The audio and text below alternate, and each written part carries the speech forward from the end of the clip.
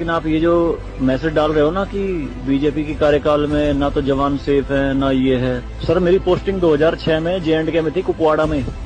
वहाँ पे बॉर्डर पे एक रूल था, no first fire no more than 11 NM, यानी कि जब तक पाकिस्तान की तरफ से एक भी फायर नहीं आ जाता तुम कोई फायर नहीं करोगे।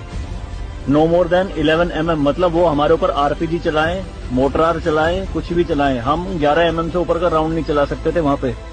मेरे हाथ पे ओम गुदा हुआ है। इस ओम के गुदे होने की वजह से मुझे हाथ में रुमाल बांध के ड्यूटी करनी पड़ती थी वहाँ पे। अगर उनको ओम दिख गया ना तो छोटे छोटे बच्चे पत्थर मारना शुरू कर देते थे। और सर श्रीनगर के लाल चौक पे 26 जनवरी के दिन बहुत बड़ा तिरंगा बिछा के जिंदी गाय काटी थी, जिंदी, और जिंदी की खाल उतारी थी सबके सामने, पूरी सेना के सामने यूनिट खड़ी थी वहाँ पे पूरी, और चक्कू लहरा के खूब बोलते थे, क्यों भाई हिंदुस्तानी कुत्तों, तुम्हारी माँ है ना ये, देखो क्या हाल करेंगे इसका हम। भाई कुछ नहीं उखाड़ सकते थे उनका। क्यों? क्योंकि सेंट्रल में गवर्नमेंट गंडवी थी, नपुंसक गवर्नमेंट थी।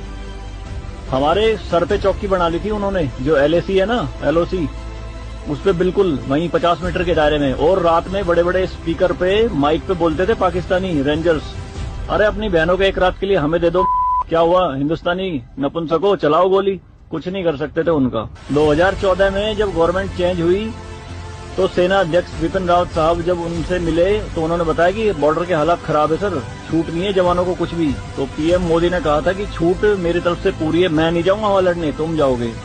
आज की डेट में आप मुझे एक भी चौकी बता दो अगर वहां ढूंढने से मिल जाए। दूरबीन लगा के देखनी पड़ती है पहाड़ों में, वो भी बंकरों में है अंदर, सारी लगा दी उन्होंने तोप उड़ा के।